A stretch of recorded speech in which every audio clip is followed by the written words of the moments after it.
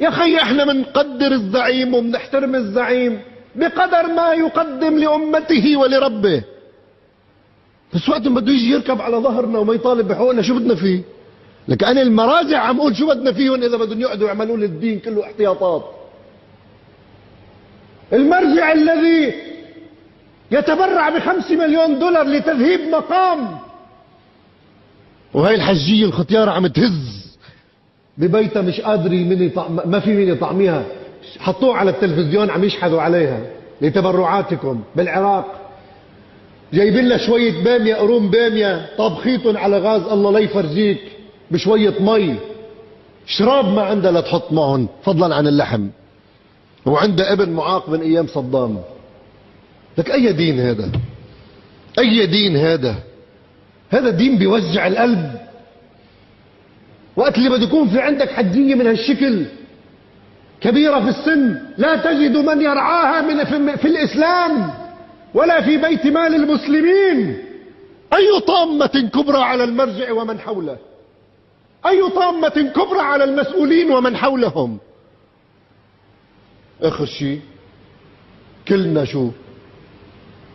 كلنا جماعة علي بن أبي طالب، خلقوا شيعتنا خلقوا من فاضل طينتنا، كلنا جماعة رايحين على الجنة. ليش؟ بحجة علي بن أبي طالب. لا يا عم الدين مش هيك، والله الدين مش هيك.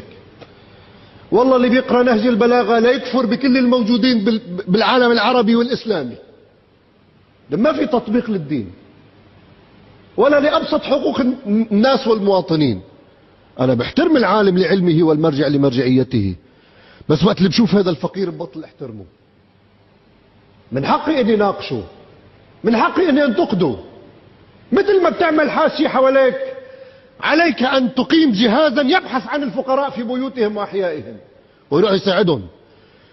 لا امير المؤمنين بده تذهب له المقام ولا العسكريين بده تذهب لهم المقام، ما بدهم ذهب، بدهم طعم الفقراء، بدهم تجيب دواء للمحتاج دواء، بدهم تزوج الشاب بدل ما تقول له صوم صوم صوم صوم، اذا مش قادر تتزوج تروح تزوجه، توجد له فرص عمل. هذا بيت مال المسلمين فرض لذلك. الخمس والزكاة فرضت لهذا، ما فرضت للامبراطوريات العلمية ولا فرضت للدكتاتوريات المرجعية، ما فرضت لذلك، ولا للحواشي والأزلام وأبناء المراجع، فرضت لهيك. بس شو بدك تحكي؟ لمين بدك تحكي؟ كله شعب نايم، واللي بيدفعوا بيروحوا بيتقربوا إلى السلطان وإلى المرجع وإلى وكلاء المراجع بدل ما يروحوا يفتشوا. أنا أجيزهم وأتحمل أمام الله مسؤولية الإجازة. روحوا فتشوا على الفقراء، روحوا فتشوا عليهم وانتم طعموهم، لا تعطوا لا شيخ ولا سيد ولا مرجع، فتشوا عليهم بقراكم وبأحياكم وببلادكم.